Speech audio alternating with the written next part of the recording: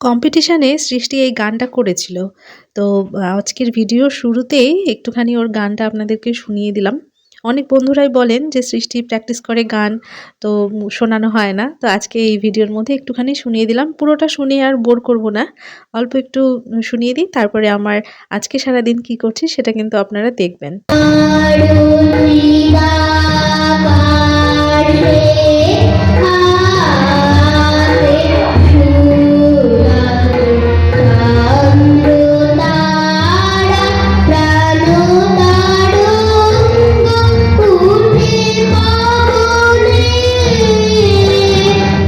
প্রতিদিনের মতন আজকেও এই যে সকাল থেকে কাজকর্ম শুরু করে দিয়েছি। সকালের চা বিস্কিট খাওয়া হয়ে গেছে, তারপরে যে শাক বাছতে লেগেছি। কখনো কখনো আমি মানে একদম টিপিক্যাল হাউসওয়াইফ বলতে যা বোঝায়, ঘরের কাজকর্ম নিয়ে থাকা, পিঠে বানানো, মাছ কেটে ধুয়ে রান্না করা, যা হয় আর কি, এই সমস্ত কাজকর্মগুলো করি। আবার হঠাৎ করে লাইফটা আপনারা দেখবেন মাঝে মাঝে একটু অন্যরকম, বা সেটা আমি তুলে ধরতে পারি না হয়তো ঠিকঠাক ব্যস্ততার কারণে। সেটা হচ্ছে একটু চেঞ্জেস আসে আমার মধ্যে। সেটা বিশেষ করে যখন এই ধরনের প্রোগ্রাম হয় তখন। তো প্রোগ্রামের মধ্যে বা স্টেজে তখন আমি আবার অন্যরকম। আজকে এই যে সকালবেলা উঠেছি, অনেক সকালে উঠেছি, খুব তাড়াতাড়ি এগুলো রান্না বান্না করে গুছিয়ে রেখে তারপরে যে বেরোবো, তারপরে কখন বাড়ি ফিরবো তার ঠিক নেই। তো ওজন্য আজকের ব্লগটার মধ্যে ওই প্রতিদিনের কাজকর্মটা শেয়ার করছি না। অন্যান্য ভিডিওতে আপনারা দেখেন আমি ঘরবাড়ি পরিষ্কার করি, যাই করি, রান্না-বান্না সমস্ত কাজই একটু টুকিটাকি শেয়ার করি। কিন্তু আজকে বাইরে যাওয়া আসা করতে আর বাইরের প্রোগ্রামের মধ্যে থেকে আমার সারাটা দিন কেটে গেছে। তো সেটাই একটু আপনাদের সঙ্গে শেয়ার করছি, তুলে ধরছি। আর আমার মনে হয় এরকম ব্যস্ততা একদিক থেকে ভালোই। এরকম ব্যস্ততা আসলে লাইফে যে বোরিংনেস সেটা অনেকটা কেটে যায়। তো আমি হঠাৎ করেই কেমন যেন একটু বেশিই ব্যস্ত হয়ে পড়েছি। এই যে এখানে দেখুন পাবদা মাছ আর শোল মাছ এনেছে। তো শোল মাছটা কেটে এনেছিল, এটা ধুয়ে নিয়েছি ভালো করে। আর পাবদা মাছটা আমি বাড়িতে কেটে ধুয়ে ফ্রেশ করে নিয়েছি। তো এখন রান্না বসিয়ে দেব। পাবদা মাছটা এখন করব না, এই যে শোল মাছটা ভেজে নিচ্ছি। এটা হচ্ছে আলু ফুলকপি দিয়ে ঝোল করব। আর পাশের কড়াইতে এই যে শাক হচ্ছে, তো এই শাকটা ঘন্ট করব ওই মাছের মাথা দিয়ে। তো মাছের মাথা দিয়ে আদা পরে দেবো একটু, এটা দিয়ে শাক ঘন্ট খেতে কিন্তু বেশ ভালো লাগে। আর তারপরে এই যে আমি প্রোগ্রামে চলে এসেছি। এইখানে যে দিনের প্রোগ্রামটা ছিল সেটা হচ্ছে সৃষ্টির আবৃত্তির প্রোগ্রাম। ফার্স্টে আপনারা দেখলেন যে গান ছিল, তো গানের কম্পিটিশন পরের দিন ছিল, সেটা আমি একটু ভিডিও শুরুতে দিয়ে দিয়েছি। আর এখন যেটুকু আপনারা দেখছেন এটা সৃষ্টির আবৃত্তির কম্পিটিশন ছিল। তো আবৃত্তি সেরকমভাবে ওকে প্র্যাকটিস করানো হয়নি, কিন্তু যেহেতু ও ২-৩ দিনেই মুখস্থ করে নিয়েছে, তো ভাবলাম একটু স্টেজে পারফর্ম করুক, ভয় ভীতিটা কাটবে। তো একটু আপনাদের শুনিয়ে দিই। চোখ রাঙিয়ে বলি, তোমার খুকি খিলখিলিয়ে হাসে, খেলা করছি মনে করে ও কি, সবাই জানে বাবা বিদেশ গেছে, তবু যদি বলি আসছে বাবা, তাড়াতাড়ি চারদিকে চায়, তোমার খুকি এমনি বোকা হাবা।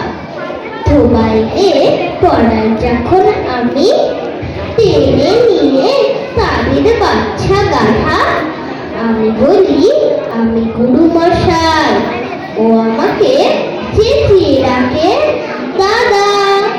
তোমার খুকি চাঁদ ধরতে চায়, গণেশকেও বলে যে মা গানুষ। তোমার খুকি কিচ্ছু বোঝে না মা, তোমার খুকি ভারী সৃষ্টির পারফরমেন্স হয়ে গেলে এই যে বাড়িতে সৃষ্টিকে রেখে আমি এখন আবার বেরোচ্ছি, কারণ আমার ডাক পড়েছে ওই আবৃত্তির জাজমেন্টের জন্য। তো জাজেরা তো ছিল, কিন্তু আমার আবার অন্য দুটো বিভাগে ডাক পড়েছে জাজমেন্টে। তো ওই জন্য সৃষ্টিকে রেখে তাড়াহুড়ো করে বেরিয়ে পড়লাম। গত কয়েকদিন থেকে এত ব্যস্ততার মধ্যে আছি সেটা বলার মতন না।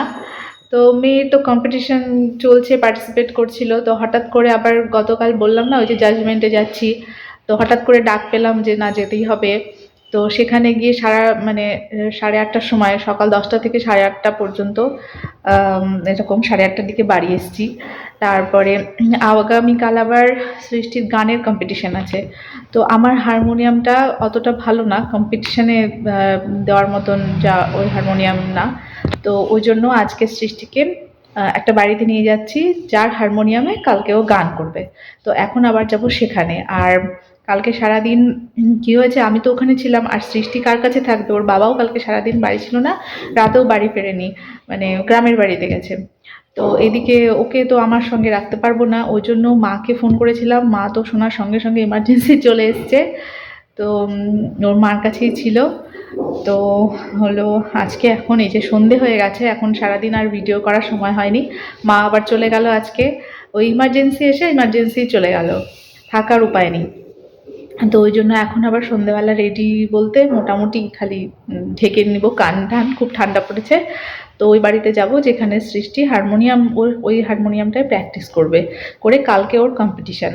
তো কম্পিটিশানে যে মানে কিছু হতে হবে ওরকম কোনো ব্যাপার নেই, শুধু পার্টিসিপেট করাচ্ছি, পার্টিসিপেট করুক। আর আমার মতন এরকম ধারণাই হয়তো সব গার্জেনের।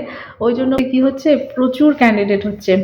কালকে যখন আমরা আবৃত্তির জাজমেন্ট করছিলাম তখন চ বিভাগ পর্যন্ত করা হয়েছে।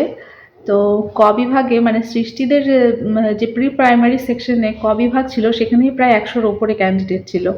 তারপরে তো খ, গ, ঘ এরকম আছে। তো আমার দায়িত্ব ছিল, এবং আমার সঙ্গে আরেকজন যিনি ছিলেন তিনি গ এবং চ বিভাগের দায়িত্বে ছিলাম আমরা। তো খুব ভালো এক্সপিরিয়েন্স হয়েছে, কারণ আমার সঙ্গে যাদের পরিচয় হলো, যে সমস্ত জাজেসরা ছিলেন তারা ভীষণই গণ্যমান্য। তাদের মানে কণ্ঠস্বর, উচ্চারণ শুনলেই অবাক হয়ে তাকিয়ে থাকতে ইচ্ছা করে। তো তার মধ্যে একজন ব্রততী বন্দ্যোপাধ্যায়ের সঙ্গে আগের দিন কলকাতায় উপস্থিত ছিলেন স্টেজে। তো খুব ভালো লাগলো এই সমস্ত এক্সপিরিয়েন্সড মানুষদের সংস্পর্শে আসতে পারায়। যদিও আমি যোগ্য না সেরকম, কিন্তু আমাকে ওই যে ইমার্জেন্সির খাতিরে ডাক পড়ে, তো তখন যাই, এই আর কি। তবে খুব ভালো লাগলো। আর এখনও মানে ব্যস্ততা চলছে, তো ভালো মতন ভিডিওটা ঠিকঠাক করতে পারছি না, দিতে পারছি না। তো কবে যে ঠিক করে দিতে পারবো, আগামীকালও ব্যস্ত থাকবো, কারণ ওই সৃষ্টিকে নিয়ে আবার যেতে হবে। সকাল 10টা 10:30টার সময় টাইম, তো জানি না কখন ফিরবো, আর বাঙালি টাইম তো একটু লেট হতেই থাকে। তো যাই হোক, এখন সন্ধে হয়ে গেল, তো এখন ওখানে যাই, আস্তে আস্তে আবার রাত হয়ে যাবে। তারপরে আবার বাড়ি এসে তো রান্নাবান্না, খাওয়া দাওয়া এসব তো আছেই। তো ভিডিওটা মানে গতকালের সঙ্গে আজকে এই লাস্টের ক্লিপিংটুকু জুড়ে দিলাম। তো কিছু মনে করবেন না, আর আপনারা সবাই ভালো থাকবেন, সবার জন্য শুভকামনা।